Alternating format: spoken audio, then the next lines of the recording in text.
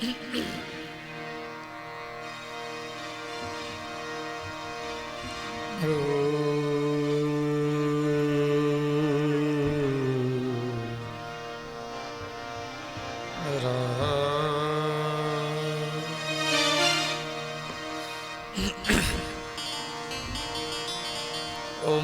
स्वस्ति श्री गणेशाय नमः।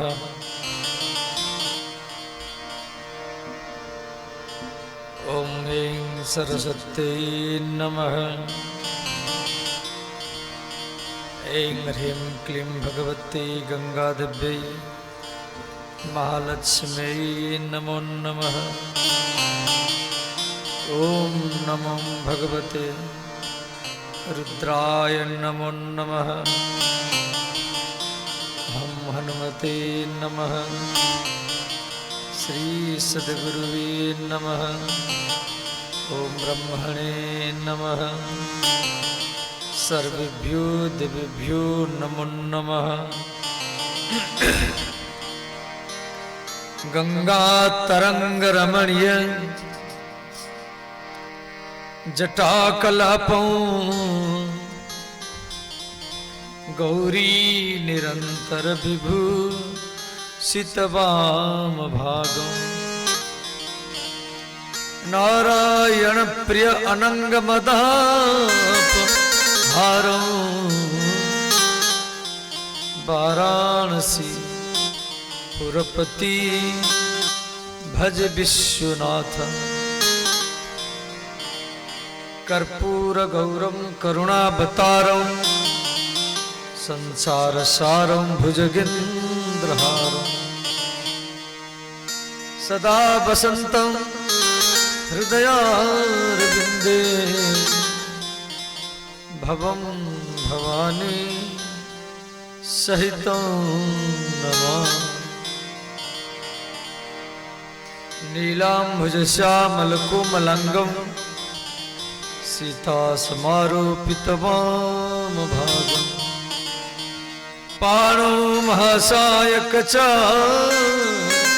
चापं नमामि राम रघुवंशनाथं। वन्दे राधा पदं भुजं विष्णुआदिसुरवन्दिता यत्कीर्ति कीर्तनेन पुनाति ब्रह्मांडं सर्वं। हे शिव शंभु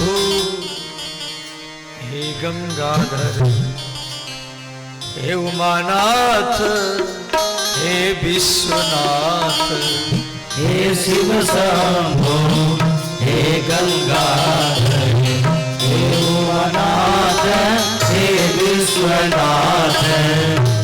हे शिव शंभो हे गंगाधर हे उमानाथ हे विश्वनाथ। हे शिव शंभो हे गंगाधर हे उमानाथ हे विश्वनाथ। हे उमानाथ हे विश्वनाथ हे उमानाथ हे विश्वनाथ। हे उमानाथ हे विश्वनाथ हे उमानाथ हे विश्वनाथ। हे उमानाथ हे विश्वनाथ हे उमानाथ हे विश्वनाथ। हे उमानाथ हे विश्वनाथ हे उमानाथ हे विश्वनाथ। हे शिव शंभु हे गंगाधर हे उमानाथ हे विश्वनाथ। हे शिव शंभो हे गंगाधर हे उमानाथ हे विश्वनाथ। हे शिव शंभु हे गंगाधर हे उमानाथ हे विश्वनाथ। हे शिव शंभो हे गंगाधर हे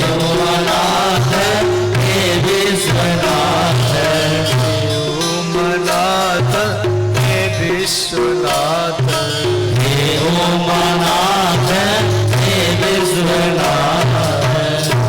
बोले श्री शिव महापुराण की जय, व्यासदेव भगवान की जय, श्री विश्वनाथ भगवान की जय, अयोध्यानाथ भगवान की जय, राम जन्मभूमि की जय, सरजू महारानी की जय, श्री वृंदावन बिहारी लाल की जय, जगन्नाथ भगवान की जय, शिव बालेश्वर भगवान की जय, सिसई बहलोलपुर धाम की जय, शिवरात्र महामहोत्सव की जय, सनातन धर्म की जय, गौ माता की जय, हर हर महादेव।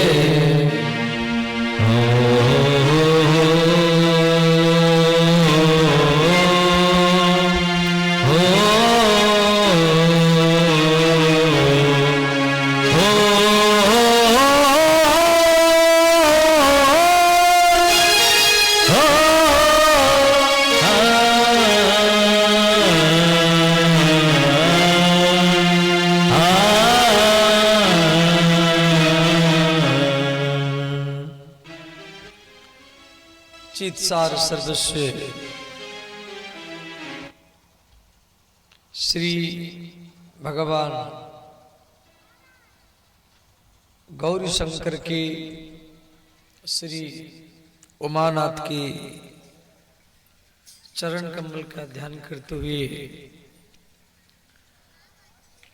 भगवत स्वरूप सीताराम स्वरूप राधा कृष्ण स्वरूप महादेव स्वरूप आप सब श्रोताओं के चरण में प्रणाम है।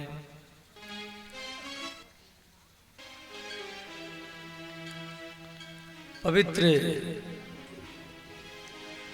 शिव चतुर्दशी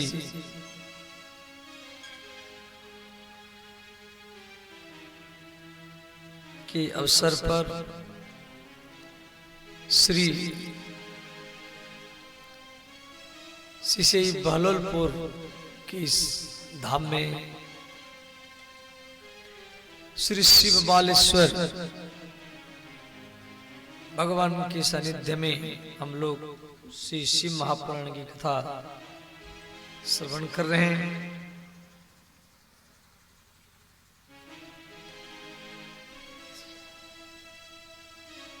भगवान महादेव के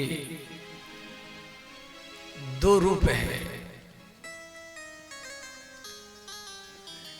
एक है मूर्ति रूप,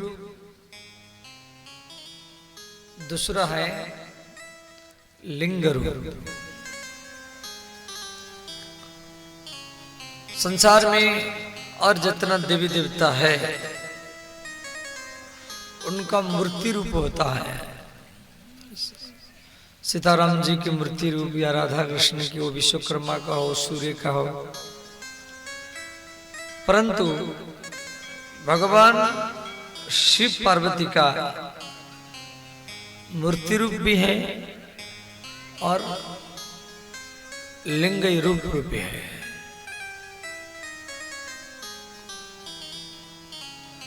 तो लिंग रूप ये भगवान का निष्कल रूप, निष्कल माने ज्योतिर्रूप, निराकार रूप,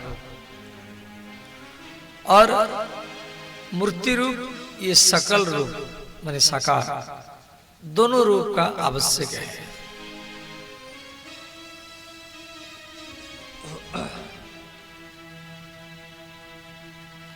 श्री शिवरात्र है, पहले भी हम ये चर्चा कर चुके हैं। ये शिवरात्र कौन शुरू किया, कब से शुरू हुआ,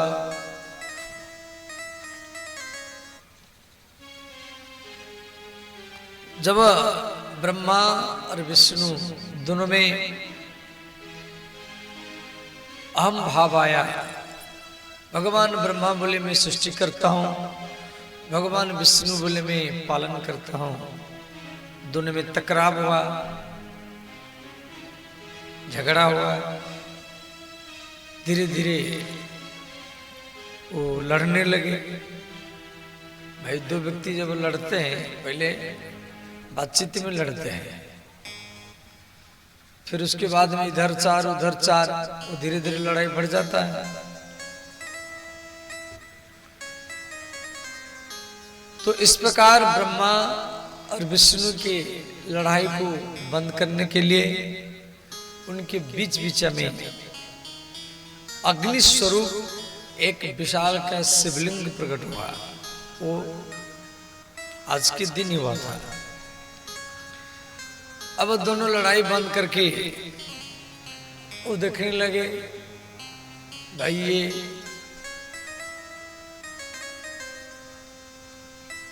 कहां से आया। तो ब्रह्मा और विष्णु दोनों में शर्त लग गया कि इसका अंतिम छोर को जो पहले देख करके आएगा वही बड़ा माना जाएगा, समाज में उसका ही पूजा होगी। तो भगवान विष्णु बराह बन करके पाताल में अतल वित्तल सुतल तलातल महातल रसातल पाताल और इन लोक में गए।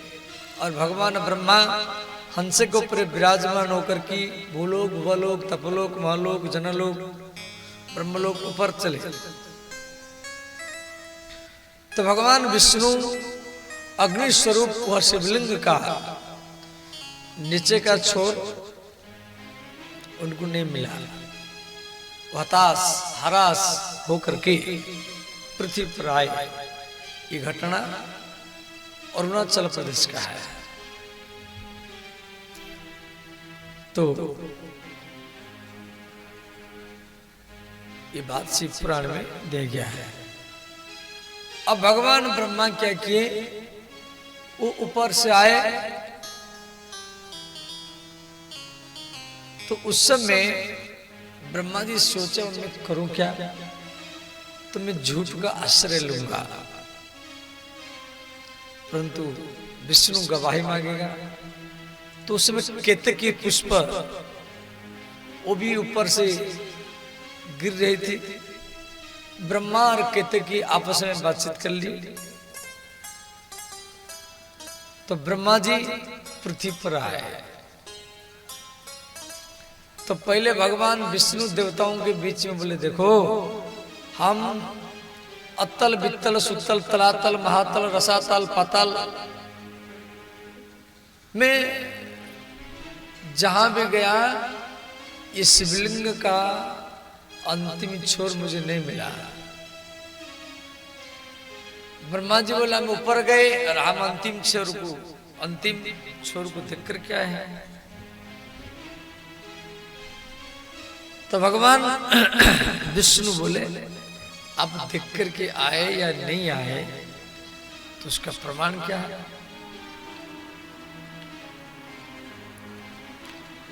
तो ब्रह्मा जी बोले एक केतकी ये प्रमाण देगी। तो केतकी पुष्प वो भी बोल दी, हाँ ब्रह्मा जी अंतिम छोर को देख करके आए हैं। अब भगवान विष्णु उदास हो गए, उनका मस्तक नीचे हो गया। जैसे ब्रह्मा जी इस प्रकार झूठ बोले, झूठा गवाही दिलवाए, उसी शिवलिंग से भगवान महादेव प्रकट हो गए। बोले श्री शंकर भगवान की जय। तो भगवान महादेव पहले तो भरी सभा में ब्रह्मा का एक मस्तक काट दिए।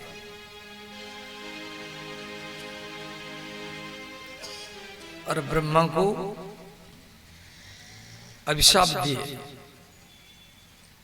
जो आप समाज में झूठ बोला है, आप मिथ्यावादी है, इसलिए हमारा अभिशाप है, समाज में आपका पूजा नहीं होगा। और आपका कोई भी मंदिर नहीं बनेगा। इसीलिए ब्रह्मा जी का मंदिर नहीं बनता है।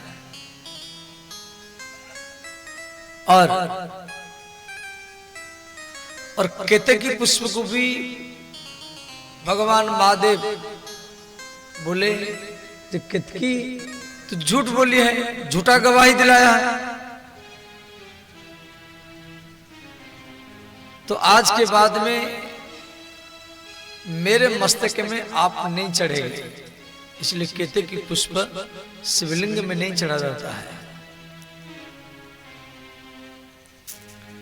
और श्री भगवान महादेव विष्णु को बोले, हे विष्णु, आप सच बोला है, सत्य। तो इसीलिए हम आपके ऊपर प्रसन्न हैं और हमारा आशीर्वाद है। समाज में मेरा जितना पूजा होगा और हमसे ज्यादा पूजा आपकी ही होगी।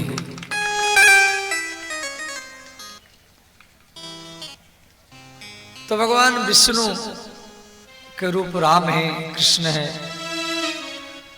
इसीलिए इनका पूजा, इनका कथा समाज में ज्यादा होती है। और ये भगवान महादेव का ही आशीर्वाद है। तो फिर भगवान विष्णु श्री शिव जी को मनाए, बोले भगवान अब ब्रह्मा के ऊपर कृपा कीजिए। फिर ब्रह्मा जी शिव जी के चरण में प्रणाम करके क्षमा मांगे। बोले भगवान आप मेरे एक मस्तक काट दिया, ये अच्छा किया। मैं झूठ का आश्रय लिया था। तो शिव जी का हृदय पिघल गया ब्रह्मा जी के ऊपर। बोले ब्रह्मदेव आप सृष्टिकर्ता बनेंगे, परंतु भले आपका समाज में मंदिर नहीं बनेगा, परंतु जहां यज्ञ मंडप होगा, जहां पर यज्ञ कुंड होगा, यज्ञ मंडप होगा, और उसी यज्ञ मंडप में जितना देवता है सबसे पूजा पहले ब्रह्मा का ही होगा। तो जहां जहां यज्ञ मंडप बना जाता है तो ब्रह्मा का प्रथम गद्दी होता है। और केतकी पुष्प भी भगवान को क्षमा मांगी। महादेव केतकी को बोले देखो आप हमारा आशीर्वाद है। मेरे मंडप के सजावट में जहां भी भले आप मेरे ऊपर तो नहीं चढ़ेगी, परंतु मंडप की जहां सजावट होगा वहां उसी मंडप में आपका द्वारा ही सजा जाएगा। इसी बहाने से आपका स्वभाव बनेगा। और भगवान शिव ब्रह्मा और विष्णु को बोले जी ये जिस दिन में ये प्रकट हुआ हूं, इस रात को ये फागुन मास चतुर्दशी, इसको समाज में शिवरात्रि के रूप में ही माना जाएगा। और ये शिवरात्रि उत्सव को जो पालन करेगा, जो मेरे पंचाक्षर महामंत्र नमः शिवाय का जाप करके मेरा पूजा करेगा, वो भी मेरे पराभक्ति को ही प्राप्त करेगा। तो आज के दिन भगवान महादेव ज्योतिर्लिंग के रूप में प्रकट हुए थे। ये कथा शिव पुराण में 3 बार दिया गया है। और आज के दिन शिव पार्वती का शादी हुआ था। ऐसे में श्री पार्वती का शादी आपको कथा प्रसंग में बोल चुका हूं। भगवती सती और फिर वो पार्वती के रूप में जन्म लेती हैं, जो शिव पुराण में सती खंड में पार्वती खंड में दिया गया है। फिर अंतिम में हम थोड़ा सा, जब शिव पार्वती का शादी सारा समाज में होता है, वो गांव गांव में बराती आप लोग निकलते हैं, तो कथा के अंतिम में थोड़ा सा हम शादी का उत्सव बना देंगे। अब ध्यान देना, श्री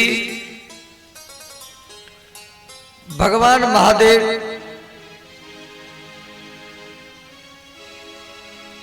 ऐसे हर गांव में विराजमान है। शिव पुराण में दिया गया है हर गांव में शिवलिंग होना चाहिए। जिस गांव में शिवलिंग नहीं है उसी गांव में रहना नहीं चाहिए। जिस गांव में शिवलिंग नहीं है उसी गांव में जाना भी नहीं चाहिए। जिस गांव में शिवलिंग नहीं है उसी गांव से कोई रिश्ता संबंध भी रखना नहीं चाहिए, क्यों गांव में शिवलिंग नहीं है। और आपके इसी इलाके में जैसे पृथ्वीनाथ, भगवान पृथ्वी के द्वारा प्रतिष्ठित पृथ्वीनाथ, पचरनाथ, श्री प्राणनाथ, प्राय हर गांव गांव में शिवलिंग है। यदि शिवलिंग नहीं है तो भी घबराने की बात नहीं है। आप बरगद की पेड़ के नीचे जल डालो, वो भी शिव जी का पूजा माना जाएगा। क्यों? हमारे सनातन धर्म में बरगद के पेड़ को शिव जी का रूप माना जाता है और पीपर के पेड़ को विष्णु का रूप माना जाता है। अब कोई बोलेगा बाबा हमारे गांव में बरगद का पेड़ नहीं है, पीपर का पेड़ नहीं है, तो फिर हम क्या करेंगे? तो आप जब नहाते हैं, आप बाथरूम में टूटी के नीचे बाथरूम में नहाते हैं, नल के नीचे, तो अपनी खोपड़ी को शिवलिंग मान करके और हर हर गंगे बोल करके और आप अपने सिर पर जल डालो, वो भी शिव जी का पूजा ही माना जाएगा। ये सबसे सरल है। हर व्यक्ति महादेव है। यद यद कर्मो करोमि शंभु तवाराधनम। हे शंभु, हम जो नहाते हैं वो आपका अभिषेक है, हम जो चलते हैं वो आपका परिक्रमा है, हम जो बोलते हैं वो आपका स्तुति है, हम जो सोते हैं वो आपका समाधि है, और हम जो खाते हैं वो आपके भोग लगा गया है। आपका हर कर्म हर क्रिया भगवान का पूजा बन जाएगा। तो बरगद का पेड़ शिव जी का रूप है। गरुड़ पुराण में दिया गया है, जैसे कोई व्यक्ति को सर्प काटा हो तो बरगद के पत्ते या पीपर के पत्ते कान में घुसा करके नीम के पत्ता से ओम हंसः ओम हंसः ओम हंसः, इस प्रकार महादेव जी के ध्यान करते हुए झाड़ने से वो व्यक्ति बच जाता है। श्री भगवान राम भी अपनी जो जटा बनाए थे वो बरगद के पत्ते के रस में बनाए थे। भगवान राम 14 वर्ष वन में रहे, परंतु किसी के घर में नहीं गए। और जो सारा समाज होली दिवाली में खीर पुआ पूरी खाते थे, तो राम जी जंगल में भूखे रहते थे। तो सारा समाज बारिश में मच्छरदानी में सोते थे, राम जी बिच्छू मच्छर के बीच में सोते थे और जमीन पर सोते थे।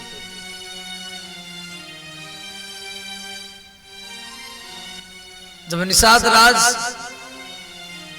जो राम का मित्र है, जब घर में बुलाया तो राम जी मना किए, बोले मित्र मेरी माँ कैकेयी ने शर्त लगाया है, तापस बेश विशेष उदासी 14 बरस राम बनवासी। राम वन में तो रहेंगे, इसमें 2 शर्त लगा गया है। क्या? उदासी और सन्यासी। 14 वर्ष राम वनवासी, तापस बेश विशेष उदासी। इसीलिए मैं घर में जा नहीं सकता।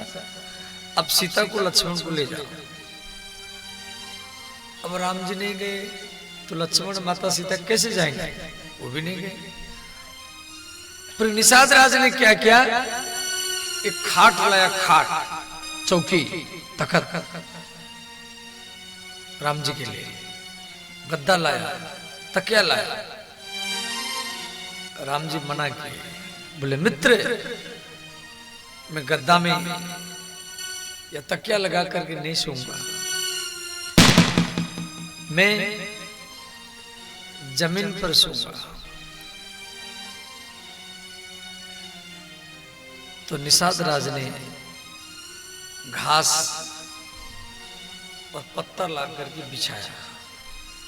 राम जी जमीन पर लेट गए, माता जानकी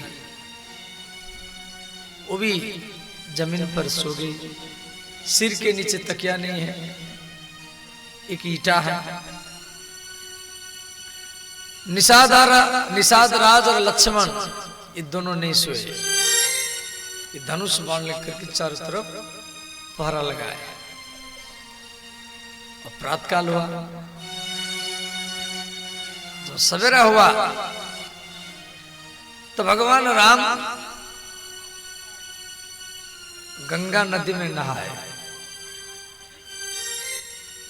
लक्ष्मण जी नहाए, माता सीता भी नहाई। अब नहाने के बाद में आप लोग क्या करते हैं? सुगंध तेल लगाते हैं सिर पर और कंघी करते हैं। शीशा में अपना मुख देखते हैं। तो राम जी को शीशा भी नहीं मिली, कंघी भी नहीं मिला, तेल भी नहीं मिला। तो राम जी निषाद राज को बोले मित्र बरगद का पेड़ महादेव का रूप है। बरगद का पेड़ महादेव का रूप है। आप बट वृक्ष, बट माने बरगद पेड़, उसी बरगद पेड़ का दूध मेरे लिए थोड़ा सा लाओ। तो निषाद राज ने क्या किया? एक कटोरी में बरगद के पेड़ के पत्ता को तोड़ करके उस दूध को इकट्ठा किया एक कटोरी में, ला करके राम जी को दिया। तो श्री भगवान राम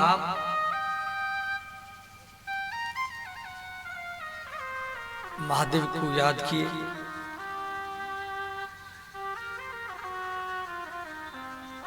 और लक्ष्मण को बोले भैया लक्ष्मण, हमको 14 वर्ष जंगल में रहना है, ये कंघी शीशा कहां से आएगा? इसीलिए ये जटा, ये बाल को जटा बना दिया जाए। तो भगवान राम लक्ष्मण को गोदी में बैठा करके पहले लक्ष्मण के केस को जटा बनाए, उसके बाद में अपना केस को जटा बनाए, उसके बाद में अपना केस को जटा बनाए। तुलसीदास जी रामचरितमानस में लिखे हैं, हो तो प्रात बट क्षीर मगावा, हो तो प्रात बट क्षीर मगावा, हो तो प्रात बट क्षीर मगावा, हो तो प्रात बट क्षीर मगावा, अनुज सहित निज जटा बनावा, अनुज सहित निज जटा बनावा, अनुज सहित निज जटा बनावा, अनुज सहित निज जटा बनावा, श्री राम जय राम जय जय राम, श्री राम जय राम जय जय राम,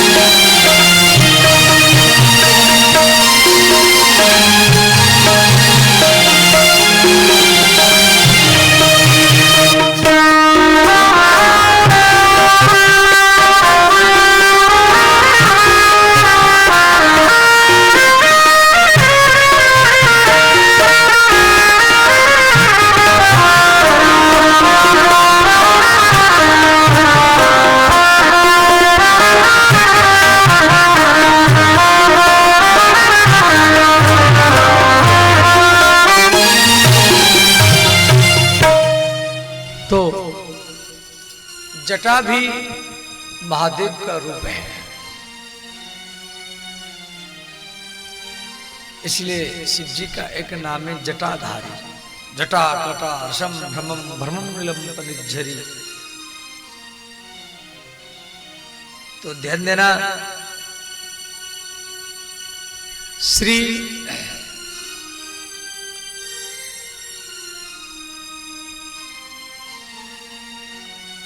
मृकुंड ऋषि के पुत्र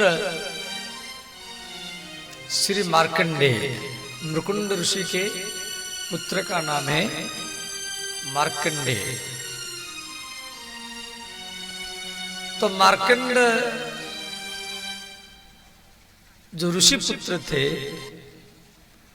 उनका आयु मात्र 6 वर्ष था।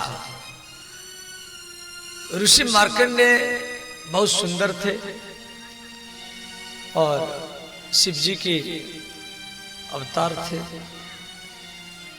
जो धीरे धीरे वो जैसे चलना खेलना, धीरे धीरे उनका वयस बढ़ता गया, तो उनको देख कर के मृकुंड ऋषि रोते थे।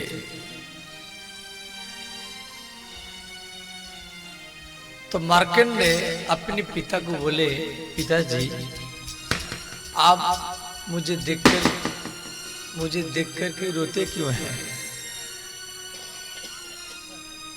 तो मृकुंड ऋषि बोले, पुत्र तेरा आयु मात्र 6 वर्ष है,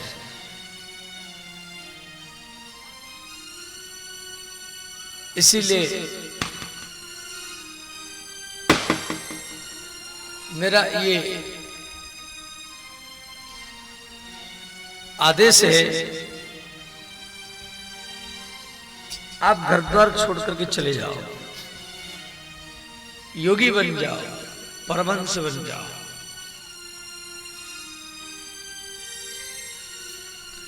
तो मार्कंडेय घर द्वार छोड़ के चले गए। तो जंगल में एक शिवलिंग बना करके और वो शिवलिंग को ऐसे पकड़ करके ओम नमः शिवाय, ओम नमः शिवाय इस मंत्र का वो जाप करते रहे। जैसे उनका आयु पूर्ण हो गया तो स्वयं मृत्यु के देव यमराज वहां पर आए। तो मृत्यु के देवता काल ने कहा, बालक इस शिवलिंग को छोड़ो, आपका मृत्यु आ चुका है। परंतु मार्कंडेय बच्चा है, उस शिवलिंग को पकड़ करके और शिवरात्रि का समय था और नमः शिवाय मंत्र जाप कर रहे हैं।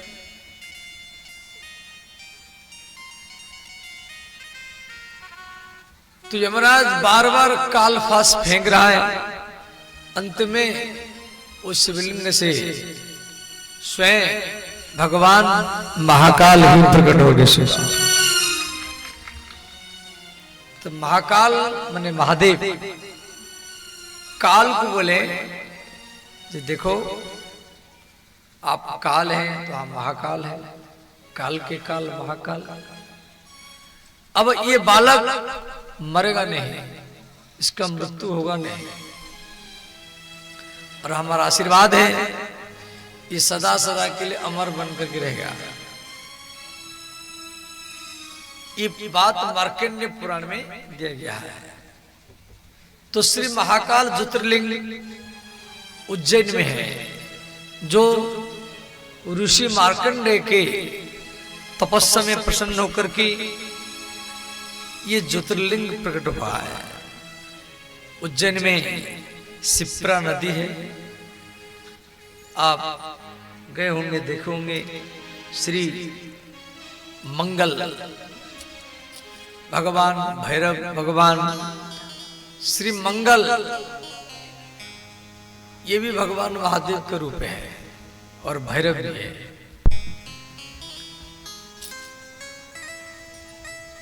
तो श्री महाकाल ज्योतिर्लिंग वहां हर रोज भस्म आरती होती है। भस्म आरती माने चिता भस्म, ये नहीं हवन कुंड का भस्म हो। कई बार हम भी सोचे भाई शायद ये हवन कुंड की भस्म में आरती करते होंगे या गैया के गोबर की भस्म। एक बार महाकाल भगवान के जो पुजारी थे उनको माने उसी दिन संजोग में भयंकर बारिश हुआ। अब डेली वहां भस्म आरती होती है और वो भी ताजा भस्म, माने कोई मरेगा उसकी शरीर को जलाया जाएगा, उसकी शरीर से जो भस्म बनेगा उसी भस्म से महाकाल भगवान की आरती होती है। तो संजोग में उसी दिन किसी का चिता अग्नि नहीं जला तो आरती हो नहीं पा रहा है। तो जो पुजारी था, पुजारी मन में सोचा ऐसे तो मरना सबको ही है और हम मरेंगे, हमारी शरीर जला जाएगा और भस्म बनेगा, और उसी भस्म में यदि महाकाल ज्योतिर्लिंग का आरती होगा तो हमारा भी सदगति हो जाएगा। वो पुजारी ने क्या किया, वो शरीर त्याग कर दिया। उसकी कथा महाकाल के शिवलिंग के साथ जुड़ा हुआ है। तो ऐसा महाकाल ज्योतिर्लिंग काल, महाकाल, काल, अकाल और महाकाल। एक होता है काल मृत्यु, भाई अब बूढ़े हो गए, मर गए, उसको बोलते काल मृत्यु, समय पर मरे। और एक होता है अकाल मृत्यु, आप जा रहे हैं, अचानक एक्सीडेंट हो गया, व्यक्ति मर गया, उसको जानकार नहीं है भाई जाते समय एक्सीडेंट होगा, या हार्ट अटैक हो गया, व्यक्ति मर गया, तो इसको बोलते अकाल मृत्यु। अकाल, काल मृत्यु, अकाल मृत्यु भी 5 प्रकार के हैं।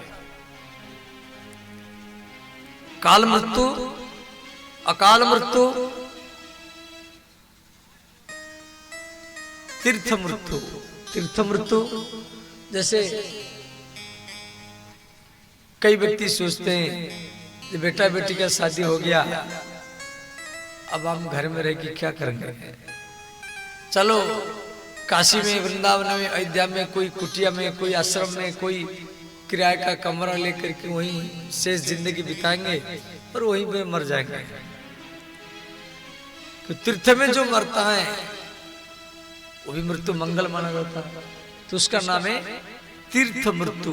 कई व्यक्ति शेष जो पेंशन मिलता है काशी में या वृंदावन में, अयोध्या में जाकर के कोई आश्रम का किराया लेकर के या किसी आश्रम में खर्चा देकर के शेष जिंदगी बिताते मरते हुए, तो उसका नाम है तीर्थ मृत्यु, वो भी मंगल होता है। चौथा है इच्छा मृत्यु। जैसे पितामह भीष्म, उनको मृत्यु मार नहीं सकता, वो जब इच्छा करेंगे तभी उनका मृत्यु होगा। जैसे सर्वभंग मुनि, वो कई बार मृत्यु को वापस कर देते। और 5वां है नियोजित मृत्यु, जिसको बोलते हैं जुगाड़ मृत्यु। जैसे किसी व्यक्ति को फांसी दिया गया तो सुप्रीम कोर्ट का ऑर्डर या हाई कोर्ट का ऑर्डर, जज बैठता है, पुलिस बैठता है और फांसी लगाया जाता है, जलाद फांसी लगाता है। उचित समय में उनको फांसी का दंड दिया जाता है। या कोई सती, कोई स्त्री जब सती होती है तो लकड़ी को ऊपर बैठती है, पति का शरीर को गोदी में लेती हैं, फिर अपने पति के साथ में अपने शरीर को जला देती है, उसको बोलते जुगाड़ मृत्यु। तो ये 5 प्रकार के मृत्यु शास्त्र में दिया गया है। तो भगवान महाकाल, जो महाकाल का पूजा करता है तो उसका सारा मृत्यु ही मंगल हो जाता है। मृत्युरपि धर्मज्ञ रक्षति। जब आप भगवान का पूजा करेंगे, महाकाल जी की शिवलिंग में महाकाल का नाम लेकर किसी चतुर्दशी के दिन जल चढ़ाएंगे तो मृत्यु आपको मारेगा नहीं, मृत्यु आपका सेवक बनकर के आपका सेवा ही करेगा।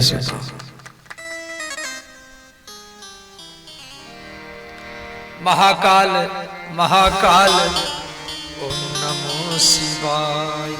महाकाल महाकाल ओम नमः शिवाय।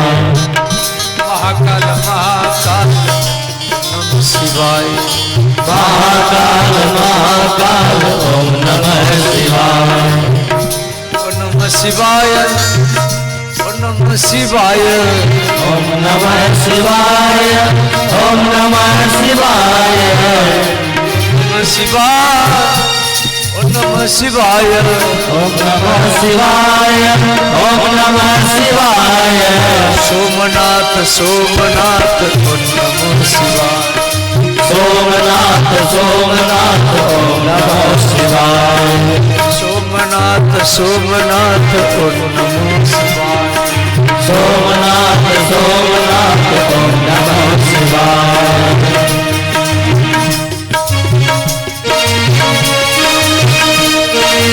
हर हर महादेव।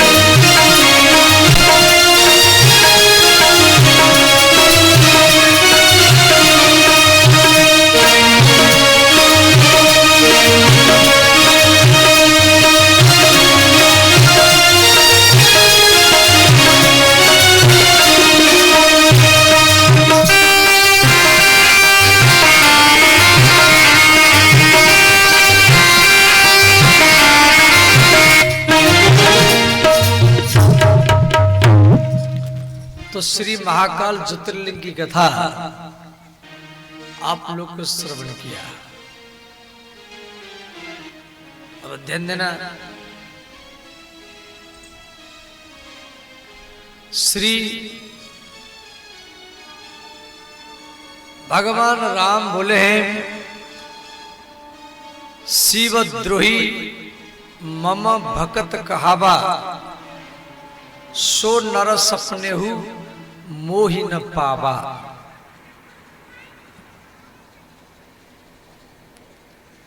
जो शिवजी का विरोधी है और राम का भक्त है,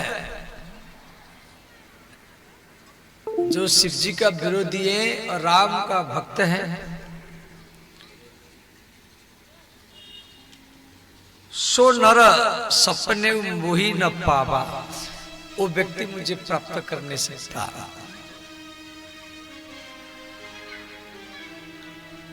शंकर विमुख भक्ति चह मोरी, सो नार की मूढ़मति थोरी।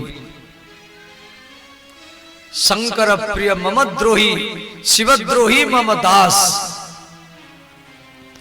जो शिवजी का भक्त हो, राम का विरोधी हो, या राम का भक्त हो या शिवजी का विरोधी हो,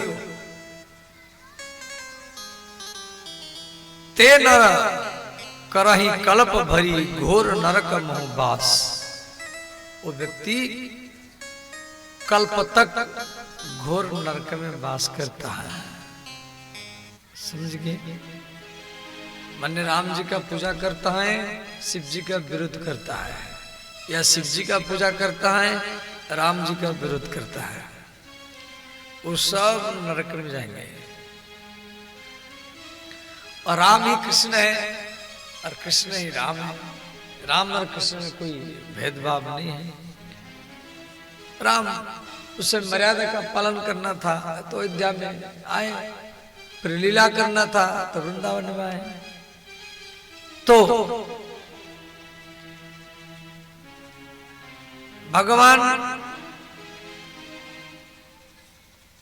महादेव का मंत्र ही राम तारक मंत्र है। वो हरदम राम राम जाप करते। वैष्णवा नाम यथा शंभु, भागवत में कहा गया, जो वैष्णव में प्रथम है भगवान महादेव, जिनका मंत्र ही राम मंत्र है। और भगवान राम भी रामेश्वर शिवलिंग स्थापन किए। जब भगवान श्री सेतुबंध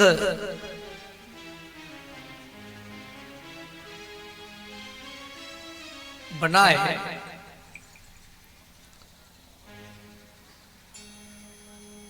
सेतुबंध बनाने के लिए समुद्र ने राम जी को कहा, भगवान आपके सेना में नल नील है, नाथ नील नल, कपिदो भाई लरिकाई शिव आशीष पाई, ऋषि आशीष पाई। राम जी जब समुद्र को पार करने के लिए सोचे और 3 दिन तक समुद्री किनारे में बैठे रहे, कैसे इतना बड़ा समुद्र पार करूंगा, तो अंत में समुद्र ने नहीं सुना। तो उस समय राम जी लक्ष्मण को बोले, लक्ष्मण मेरा धनुष लाओ, अब समुद्र को सुखा देंगे। तो राम जी धनुष से बाण लगा लिए। तो उस समय समुद्र त्राहि माम त्राहि माम त्राहि माम, हे नाथ मेरा रक्षा करो रक्षा करो रक्षा करो। तो समुद्र ने कहा, भगवान आपके पास में नल नील 2 बानर हैं, आप उनके द्वारा सेतुबंध बनाइए, उनके द्वारा जो पत्थर छोड़ा जाएगा वो पत्थर डूबेगा नहीं।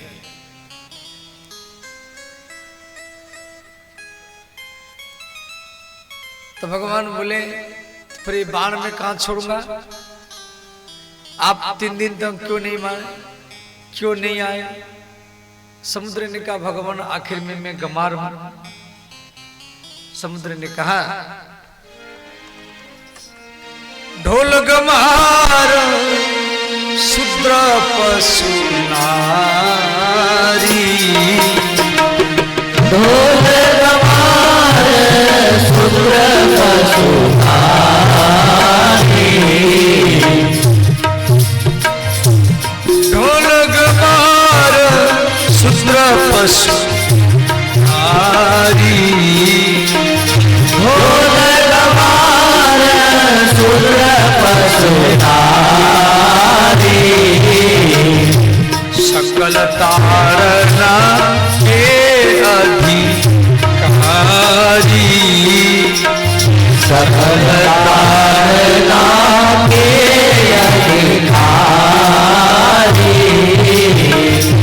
श्री राम जय राम जय जय राम, श्री राम जय राम।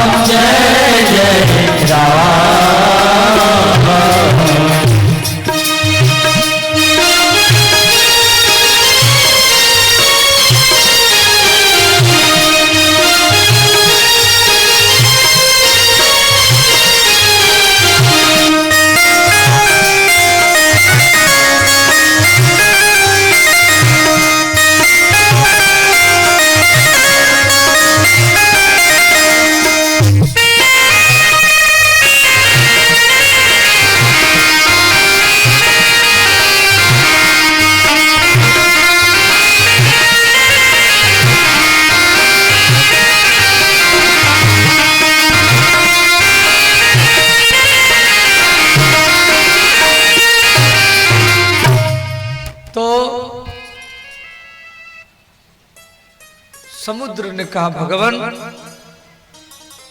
नाथ नील नल कपि दो भाई, आपके पास में जो नल नील है उनको ऋषि का आशीर्वाद मिला है, उनके द्वारा जो पत्थर पहाड़ छोड़ेंगे उस समुद्र में तैरेगा, डूबेगा नहीं। देखो ये जो नल और नील ये श्री मातंग ऋषि के आश्रम में डेली कथा सुनते थे।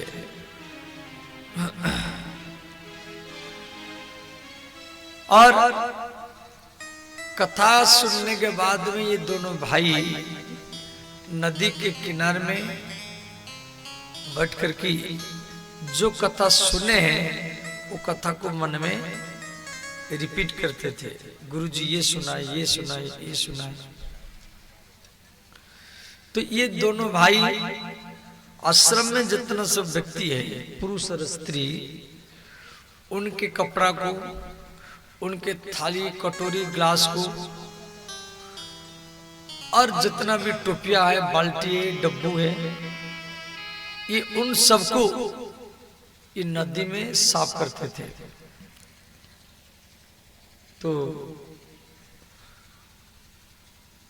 साफ करते समय में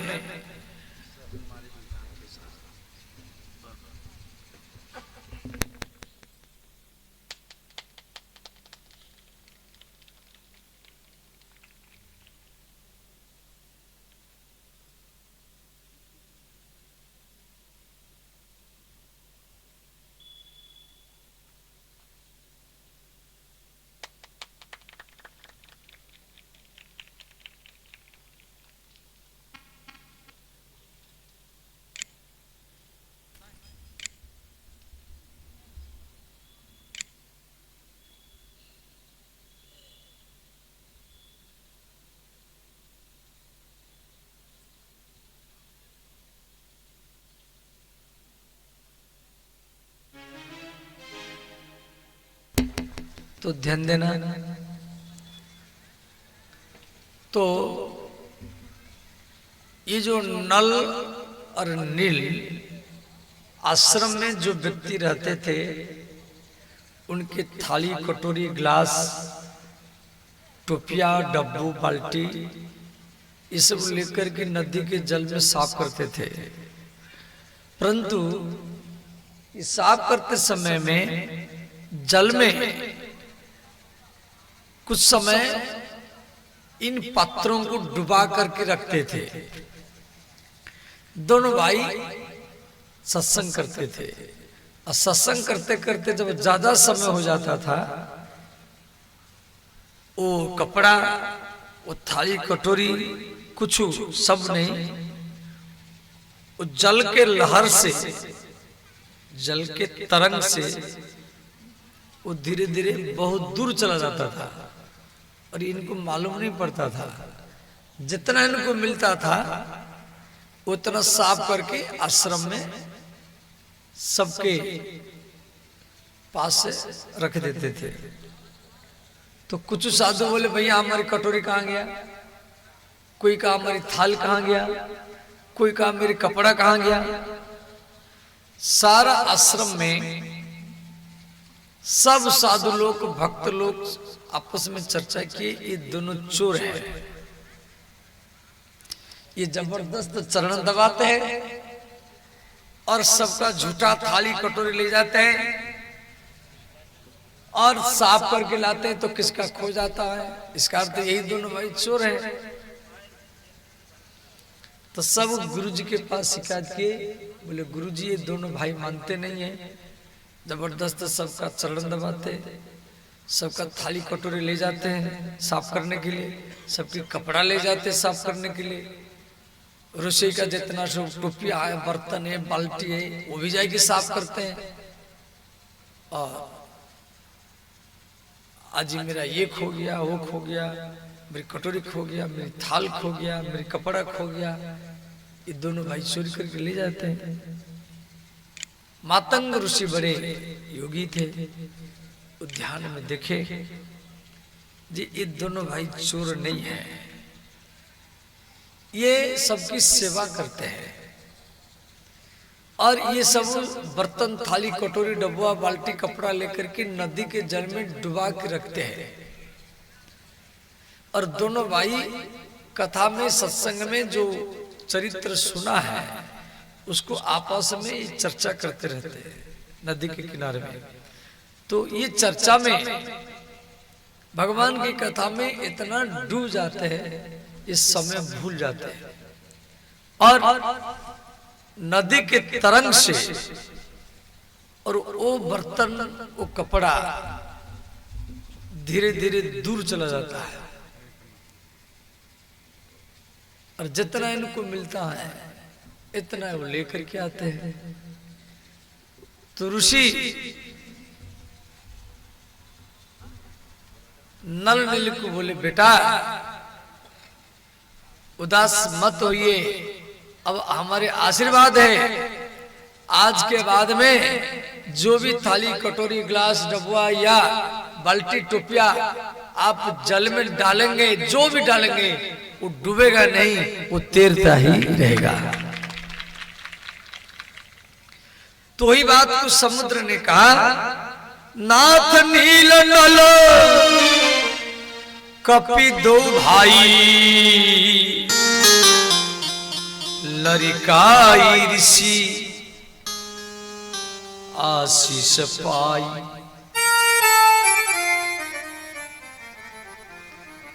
तो श्री भगवान राम नल के द्वारा एक सेतुबंध बनाए। सब बड़े बड़े बानर, भालू, बड़े बड़े पहाड़, पत्थर को ला करके नल नील को देते थे और नल नील उसमें राम नाम लिखते थे और समुद्र में डाल देते थे। वो पत्थर तैरता था। एक छोटी सी गिलहरी थी, वो भी समुद्र के जल में अपने शरीर को भिगा करके समुद्र के रेती में लोटपोट होता था और वो रेती को ला करके सेतुबंदे के ऊपर डालता था। देखो भगवान राम वो गिलहर को अपने हाथ में लाए और अपने अंगुल में स्पर्श किए। समाज में कोई बड़ा काम हो, मंदिर यज्ञ अनुष्ठान, जो लाखों करोड़ रुपया देते हैं वो तो सम्मान के भागी है, परंतु मान लो सामूहिक काम में, मंदिर यज्ञ अनुष्ठान में कोई एक भी रुपया देता है वो भी राम जी का कृपा पात्र ही होता है। उसका प्रमाण गिलहर है। तो भगवान राम जब सेतुबंद बन गया तो राम जी सोचे जी यहां पर मैं एक शिवलिंग स्थापन करूंगा।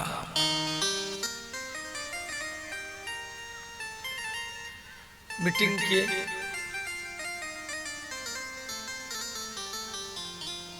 सुग्रीव नल नील अनंत बलवंत हनुमंत लाल सब आपस में विचार किए जो शिवलिंग स्थापन होगा।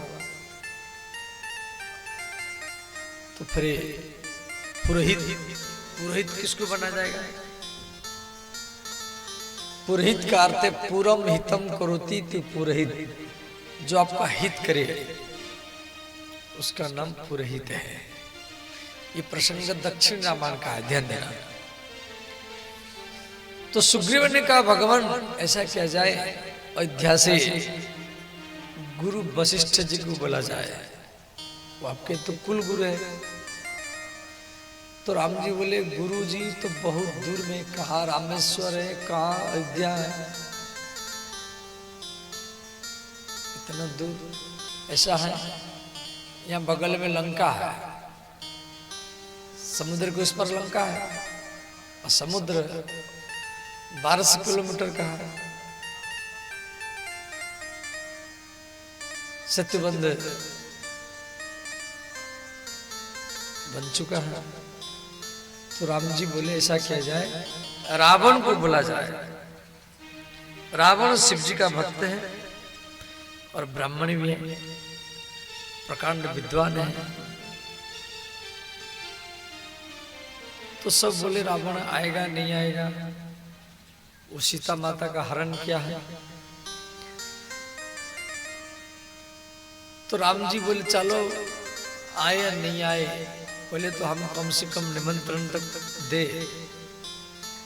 तो राम जी रावण के पास निमंत्रण भेजे, आमंत्रण किए, चिट्ठी में लिखे लंकेश रावण, मैं दशरथ पुत्र राम आपके द्वारा रामेश्वर ज्योतिर्लिंग स्थापन करना चाहता हूं। इसके लिए आप तिथि लगन पूजन सामग्री लिखे। पत्र लंका में पहुंचा, रावण पढ़ा। रावण मन में सोचा देखो मैं राम के पत्नी सीता का हरण किया, फिर भी राम मेरे द्वारा ये शिवलिंग स्थापन करना चाहता है, मैं अवश्य करूंगा। तो रावण सोमवार के दिन चारों वेद, ऋग्वेद, यजुर्वेद, सामवेद, अथर्ववेद, त्रिपुंड लगा करके, शिव जी का जो तिलक होता है वो त्रिपुंड है, त्रिपुंड तिलक लगा करके और आकाश मार्ग से समुद्र के किनारे में पहुंचा। भगवान राम क्षत्रिय है, रावण ब्राह्मण है। ब्राह्मण में ये राक्षस जाति का था। तो राम जी रावण का स्वागत किए। तो रावण कहा राम पूजन सामग्री इकट्ठा करो, घी, रोली, मूली, चावल, नारियल, फल मूल सब इकट्ठा किया गया।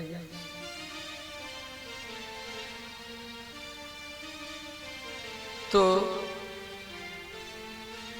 रावण ने कहा, राम इतना बड़ा यज्ञ आप करेंगे, रामेश्वर ज्योतिर्लिंग स्थापन करेंगे, तो उसके लिए पत्नी, आपको पत्नी चाहिए, बिना पत्नी के इतना बड़ा यज्ञ आप कैसे करेंगे? अब राम जी चिंतित हो गए। जितना भालू बांदर वो सोच रहे हैं, मूर्ख सीता माता का हरण किया और कह रहा है पत्नी लाओ। राम जी चिंतित हैं। राम जी बोले, लंकेश ऐसा किया जाए, सीता का कोई मूर्ति बना जाए, सीता का मूर्ति बना करके और मैं अपने वाम भाग में बैठा करके यज्ञ कुंड में आहुति दूंगा। रावण मना किया। रावण का, राम मैं कभी विकल्प पूजा नहीं करता हूं। विकल्प पूजा समझ जाते हैं? कपड़ा नहीं है तो चावल चढ़ा दो, मिठाई नहीं है तो चावल चढ़ा दो, जनेऊ नहीं है तो चावल चढ़ा दो। इस टाइप का पूजा हम नहीं करते हैं। जो चाहिए वो चाहिए। पत्नी नहीं है तो एक सुपारी को पत्नी बना करके बैठा दो। अब राम जी चिंतित है, पत्नी कहां से लाएंगे? तो राम के चिंता को देख करके रावण आकाश मार्ग में अशोक वाटिका में पहुंचा। और देवी सीता को कहा, सीते आपके पति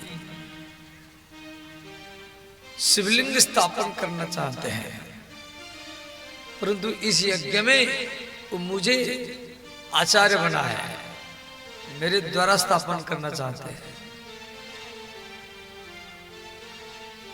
तो राम चिंतित है कि पत्नी नहीं है, तो इसीलिए आपको जाना पड़ेगा, परंतु आप मेरे बंधन में रहेंगे, मैं आपको ले आऊंगा। तो रावण एक फूल का पालिक बनाया, उसमें देवी सीता को बैठाया और पाली को हाथ में उठाया, आकाश मार्ग में लेकर के राम के पास पहुंचा। सारा भालू बंदर देख रहे हैं, भाई ये क्या हो रहा है? रावण सीता माता को ले आया। ये प्रसंग दक्षिण रामायण का अध्ययन है। तो रावण ने कहा, राम शिवलिंग लाओ। तो राम जी हनुमान को भेजे, हनुमान जाओ कैलाश से शिवलिंग लेकर के आओ। हनुमान जी शिवलिंग लेने के लिए गए, तो हनुमान को आने में विलंब हुआ। तो माता सीता ने क्या की, तो पूजन का शिवलिंग स्थापन करने का समय था, जैसे अयोध्या में रामलला के प्राण प्रतिष्ठा हुआ, तो कब हुआ न 22 जनवरी 2024 की 22 जनवरी मध्याह्न 12:29 से लेकर के 30 मिनट 20 सेकेंड तक ये समय था। 12:29 से 12:30 माने समय कितना था? 1 मिनट 20 सेकेंड। 1 मिनट का 60 सेकेंड होता है। तो राम के जो प्रधानमंत्री के द्वारा तो राम जी के पट्टी को उस समय निकाला गया।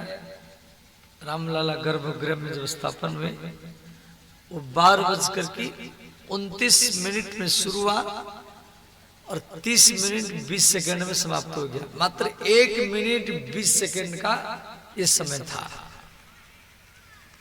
और वो भी कई 100 साल के बाद में। यदि पौष मास में ये स्थापन नहीं होता है, पौष मास, उसमें पौष मास था, परंतु ये जो 60 सेकेंड का समय काशी बड़े बड़े विद्वान के द्वारा ये निकाला गया था। इसी समय को अभिजीत मुहूर्त पुनर्वसु नक्षत्र माना गया है। प्रधानमंत्री साहब आंख का पट्टी खोले रामलला के, और रामलला के सामने जो कांच था, शीशा, वो फूट गया। जब मूर्ति स्थापन होता है शीशा रखा जाता है, तो मूर्ति में जब चेतन शक्ति आ जाता है तो शीशा फट जाता है, तब प्रमाण माना जाता है। तो ऐसे रावण जो तिथि लगन निकाला था, जिस शिव ज्योतिर्लिंग का स्थापन होगा, उस समय जा रहा था और हनुमान जी चले गए थे कैलाश शिवलिंग लेने के लिए। तो रावण ने कहा, राम, हनुमान अब तक नहीं आया, इस समय जा रहा, ये मेरे द्वारा निकाला गया समय है, क्या किया जाए, शिवलिंग जल्दी लाओ। तो अंत में रावण सीता को कहा, देवी ऐसा करो, आप इसी रेती में, समुद्र की रेती में के शिवलिंग बना दो, मैं स्थापन कर दूंगा।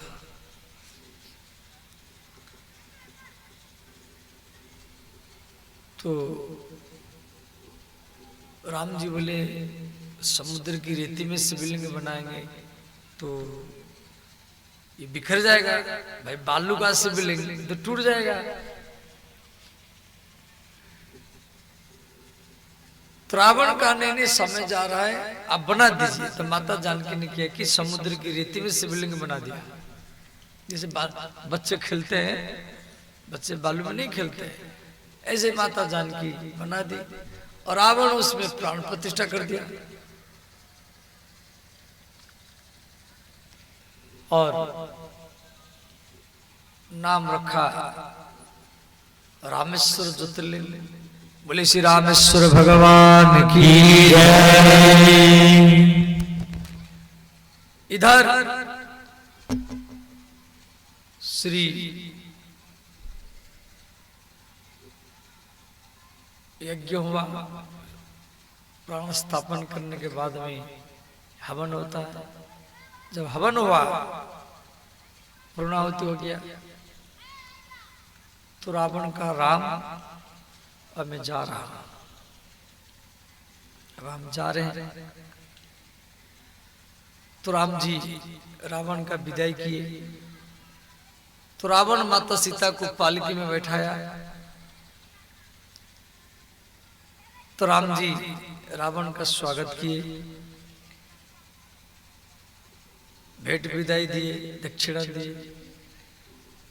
तो उस समय रावण राम को आशीर्वाद दिया कि राम, मैं जा रहा हूं, परंतु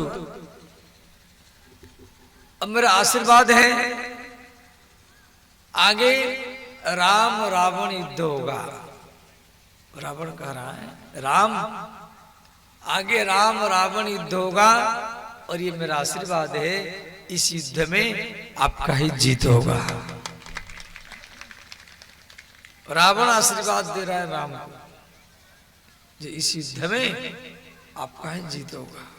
इतना कहकर रावण चला गया। इधर हनुमान जी आए शिवलिंग लेकर के।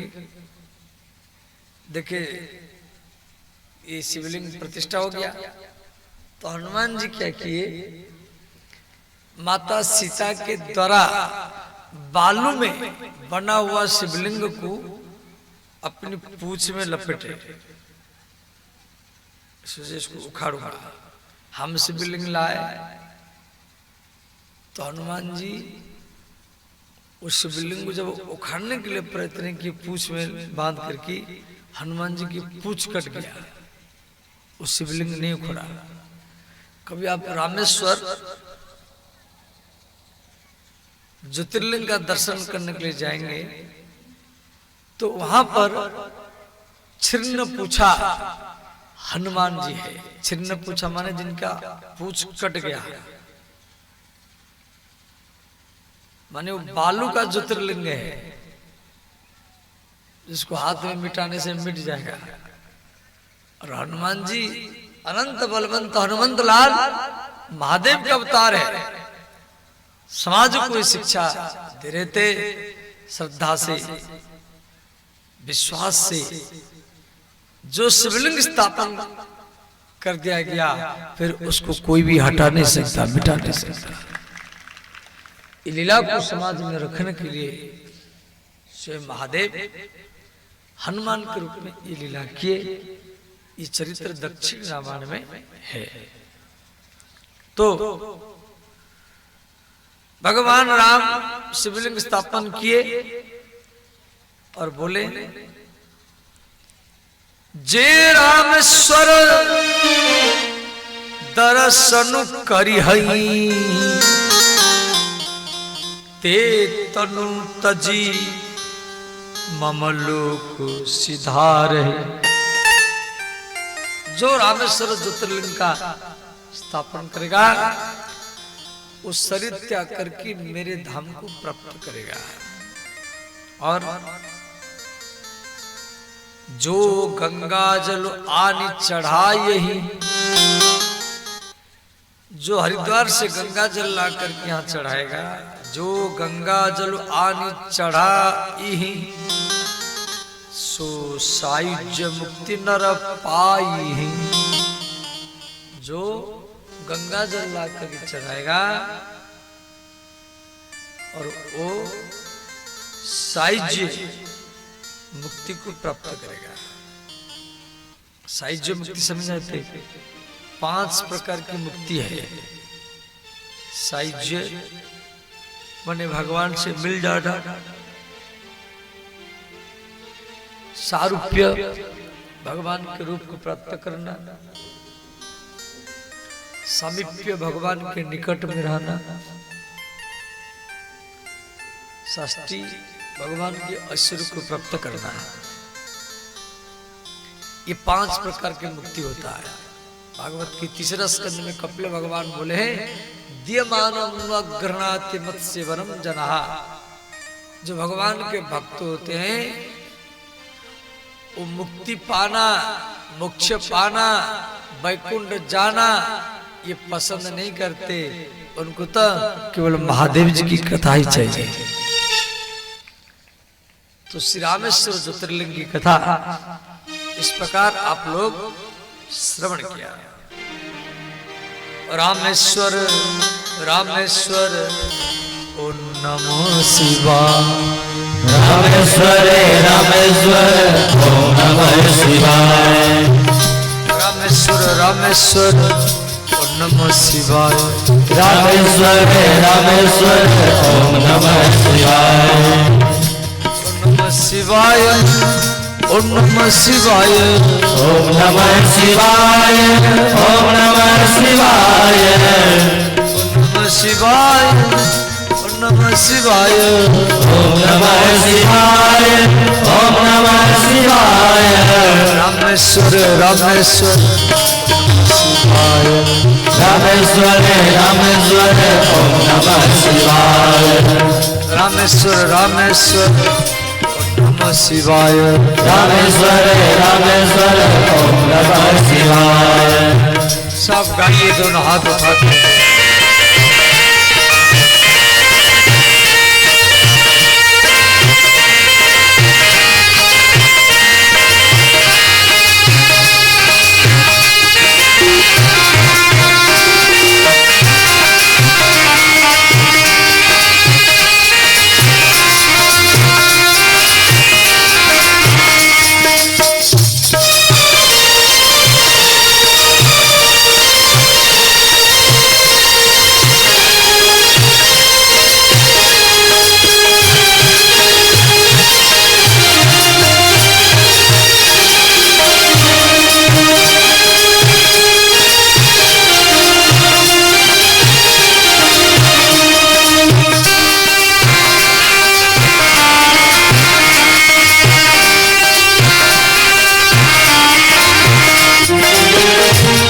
जटाकटार संभ्रम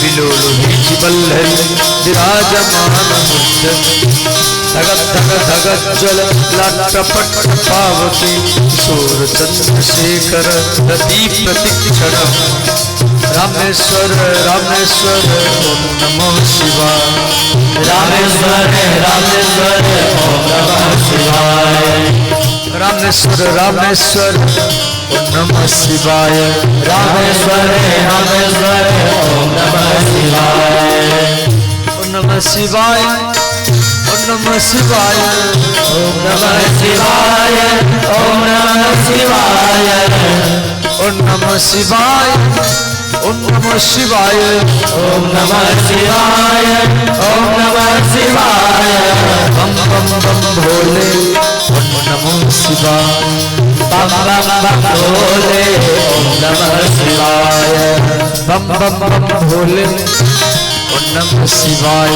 बम बम बम भोले ओम नमः शिवाय हर हर महादेव।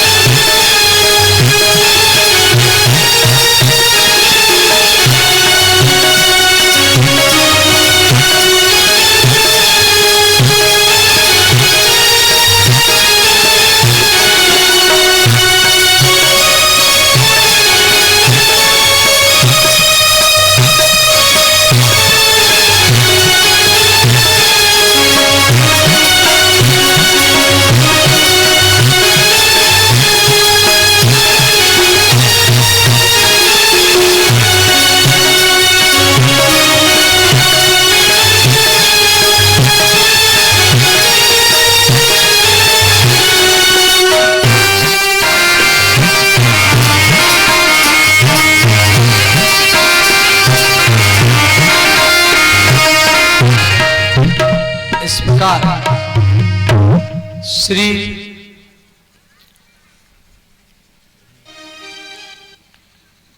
एक बार भगवान महादेव और माता पार्वती कैलाश में विराजमान थे। दोनों के भीतर में थोड़ा सा तर्क वितर्क हुआ। अब पति पत्नी कभी कभी लड़ भी जाते हैं। जब पति क्रोध करे तो स्त्री को शांत रहना चाहिए,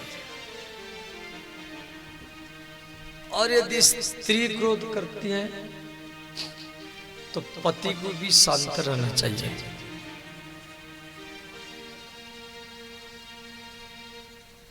तो लड़ाई बंद।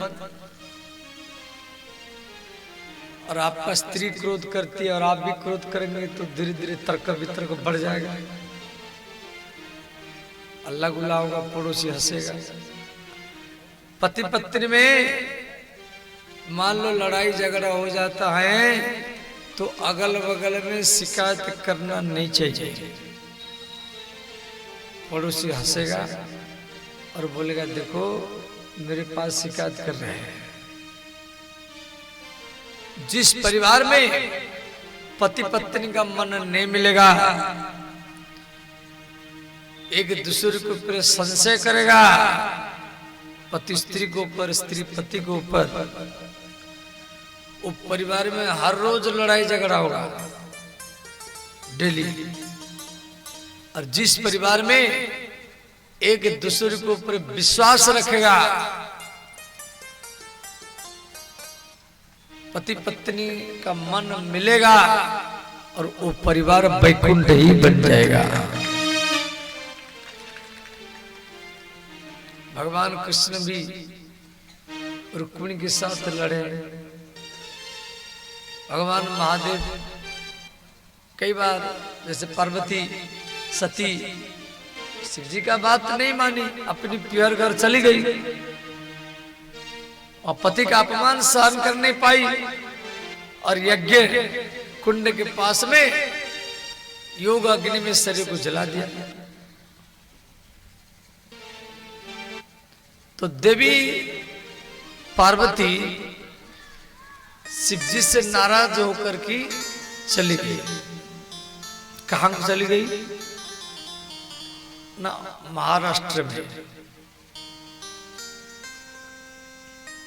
भगवान शिव कैलाश में और पार्वती थोड़ा नाराज होकर के चली गई। तो वहां एक वन है, उसी वन में जाकर के वो रही। अब कोई भी स्त्री जो भी श्रृंगार करती है, वो उसका पति का है। स्त्री की शरीर में जो भी आभूषण होता है उसका पति का ही होता है। पति के चले जाने के बाद में स्त्री आभूषण पहन नहीं सकती, ये सनातन धर्म मान्यता नहीं देगा। तो माता पार्वती वो जंगल में श्रृंगार कर रहे हैं, हाथों में चूड़ी और माथे में वो सिंदूर लगाई। स्त्री का मस्तक है, परंतु उसमें जो सिंदूर है उसका पति का होता है।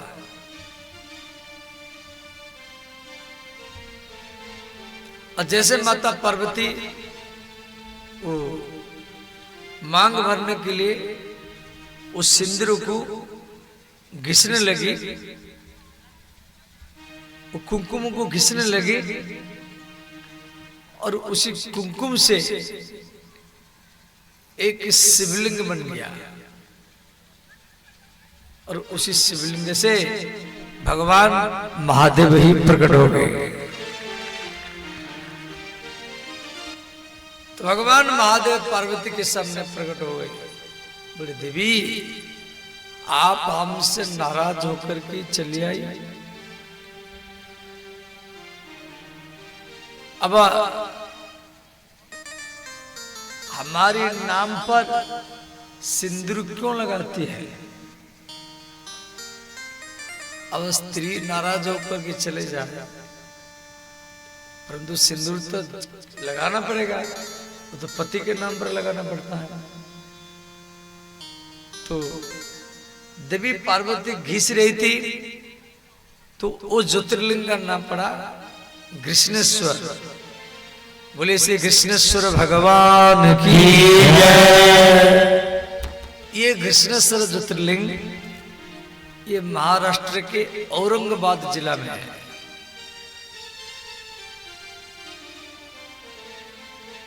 जहां एलोरा गुफा, तो ध्यान देना, श्री रावण के भाई का नाम है कुंभकर्ण, कुंभकर्ण की पत्नी का नाम है कर्कटी, कुंभकर्ण की पत्नी का नाम है कर्कटी। उसका एक बेटा था जिसका नाम है भीमासुर। ये भीमासुर कुंभकर्ण से भी ज्यादा बलवान था।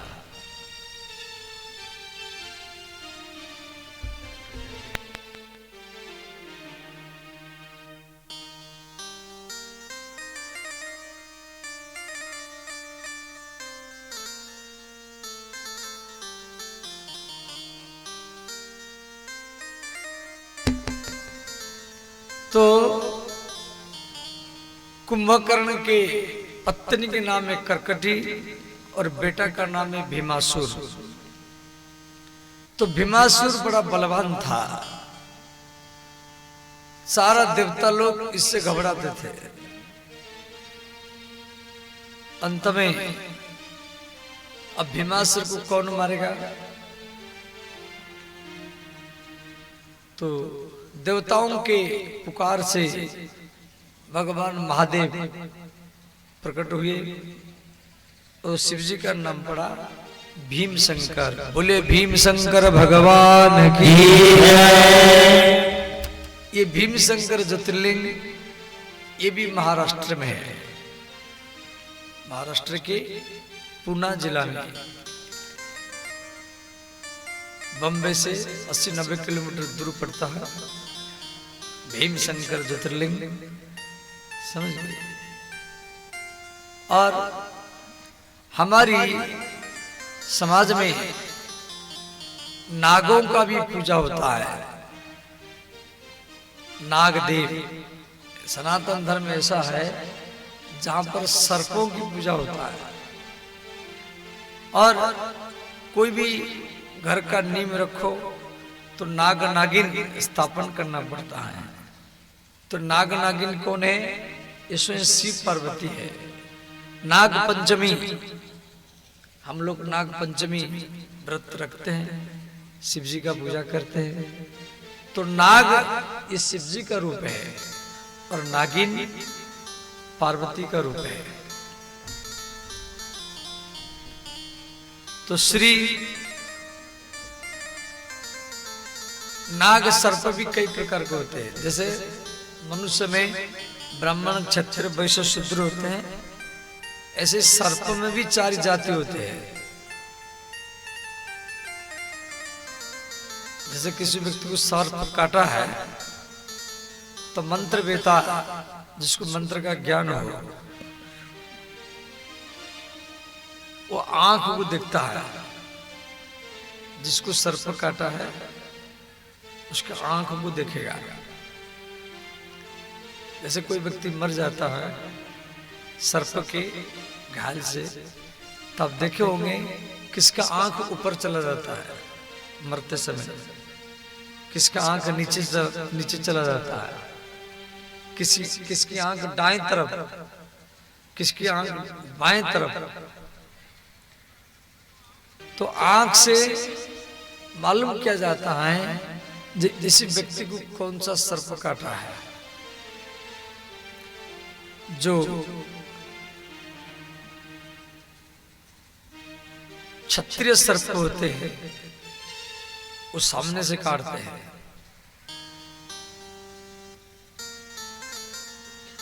जो कोई दाएं तरफ से काटता, कोई बाएं तरफ से, कोई पीछे से।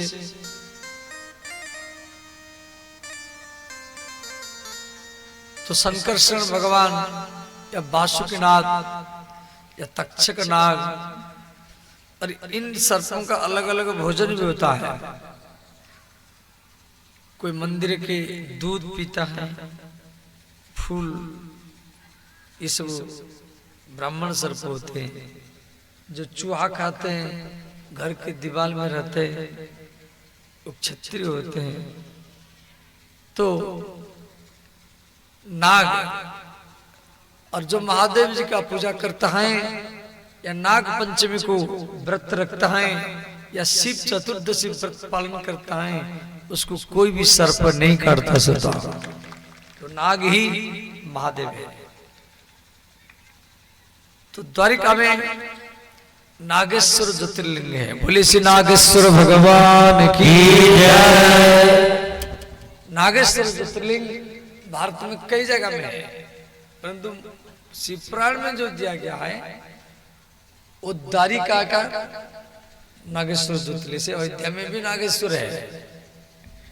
अयोध्या में सरजू नदी के किनारे में जहां पर राम का पीढ़ी बना हुआ है, राम पीढ़ी, वहीं बगल में नागेश्वर शिवलिंग है। वो है नागेश्वर शिवलिंग, परंतु ज्योतिर्लिंग नहीं है।